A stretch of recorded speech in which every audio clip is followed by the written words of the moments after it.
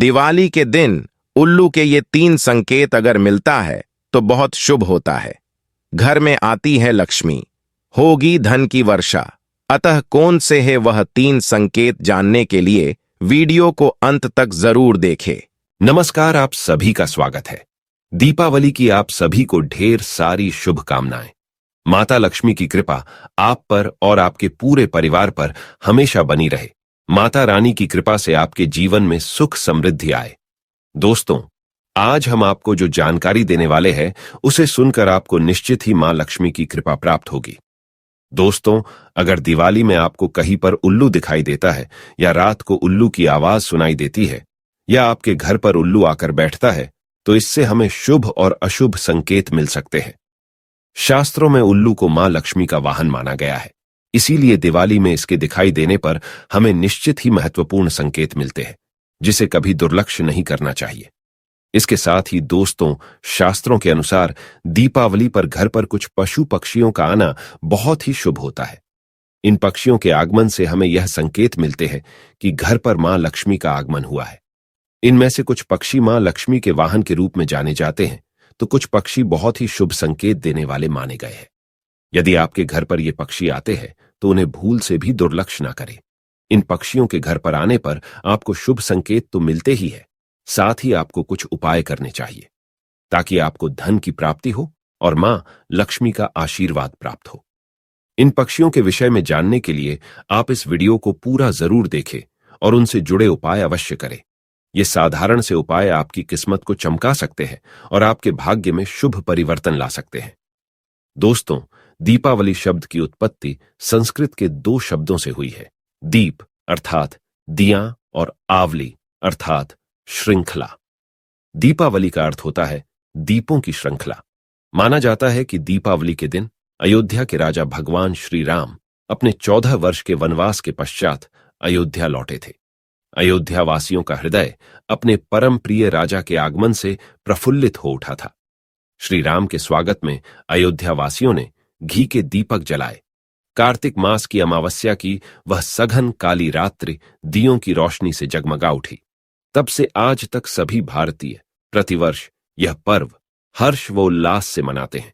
हम भारतीयों का विश्वास है कि सत्य की सदा जीत होती है, झूठ का नाश होता है। दीपावली के समय में हमें प्रकृति में कई महत्वपूर्ण बदलाव देखने को मिलते हैं। यही प्रकृति हमें अनेक छोटी छोटी बातों के संकेत देती है। ये संकेत आपके भविष्य से जुड़े भी हो सकते हैं। ये आपके जीवन में घटित होने वाली अच्छी और बुरी सभी घटनाओं की जानकारी देते हैं। यदि हम उन संकेतों को समझ जाते हैं तो यह हमारे लिए बहुत ही अच्छी बात होती है, लेकिन कभी कभी हम इन संकेतों को समझ नहीं पाते हैं या फिर नजरअंदाज कर देते हैं, जिससे हमें उसके शुभ फल प्राप्त नहीं होते हैं। दोस्तों, हर दिन आपके घर पर पशु पक्षी आते होंगे और आप इसे साधारण सी घटना समझकर दुर्लक्ष्य करते होंगे। लेकिन दोस्तों, शास्त्रों के अनुसार दिवाली के समय पर अगर घर पर कुछ विशेष पशु पक्षी आते हैं तो वे विशिष्ट प्रकार का संकेत देने के लिए आते हैं। पशु पक्षियों को सकारात्मक और नकारात्मक ऊर्जा का एहसास होता है और वे हमेशा ही सकारात्मक ऊर्जा की तरफ ही आकर्षित होते हैं। अगर किसी स्थान पर कुछ सकारात्मक या अच्छा होने वाला होता है या खुशियां आने वाली होती है तो ये पशु पक्षी उस स्थान पर अपने आप ही जमा हो जाते हैं।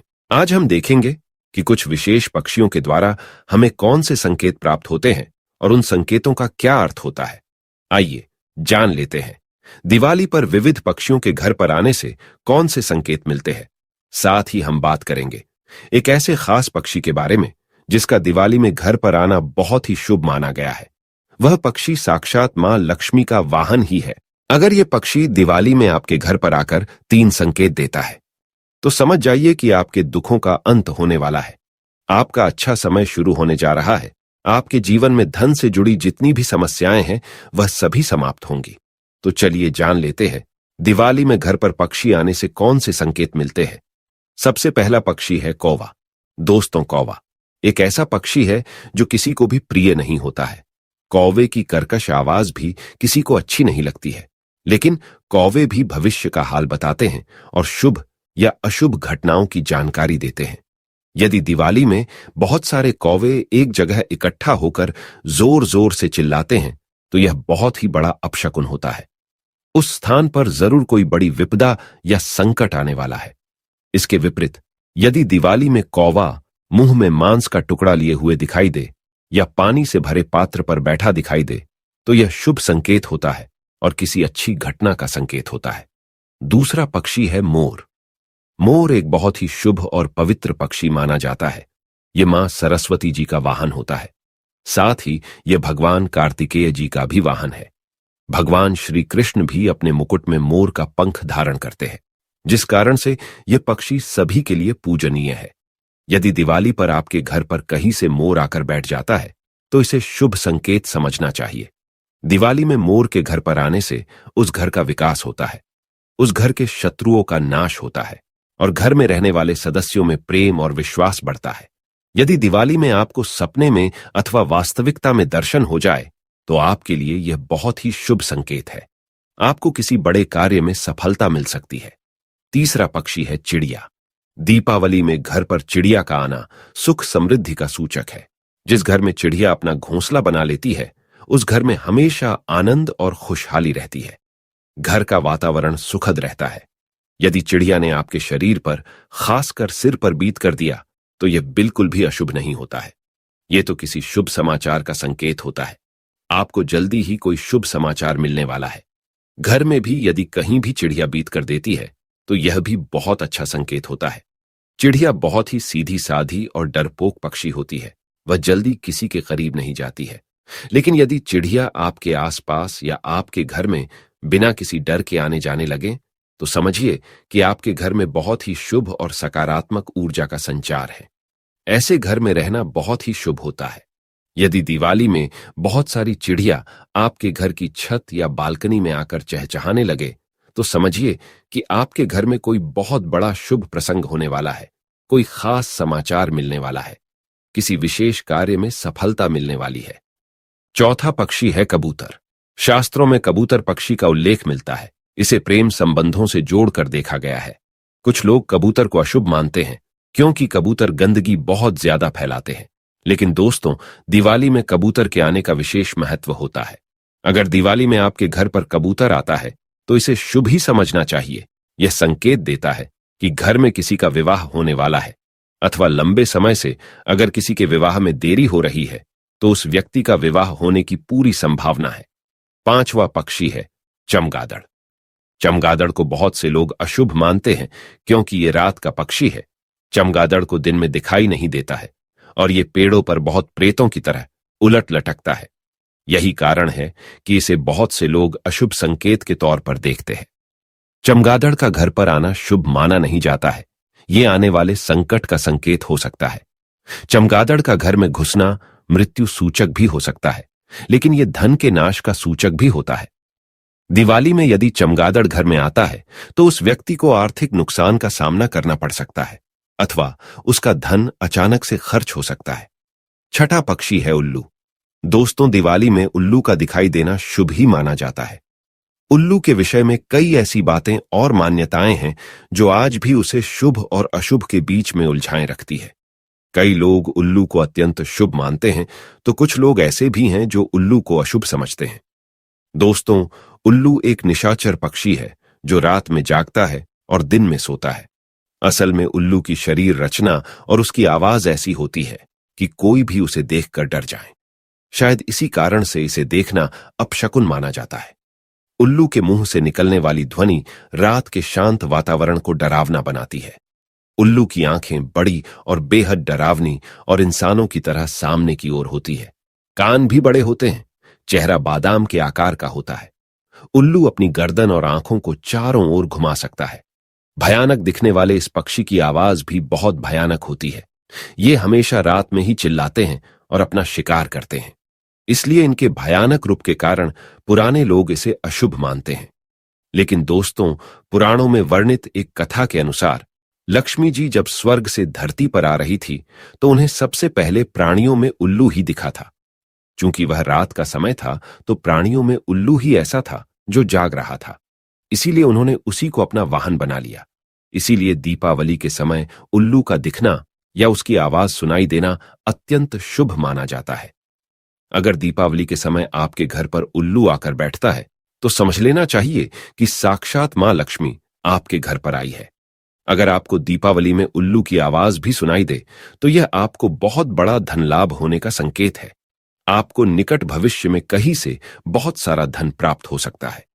अगर दीपावली में किसी नीम के पेड़ पर उल्लू बैठ हुआ दिखाई दे तो यह रोग, बीमारी के समाप्त होने का संकेत है। दोस्तों, उल्लू अगर किसी व्यक्ति को छू लेता है तो वह राजा बन जाता है।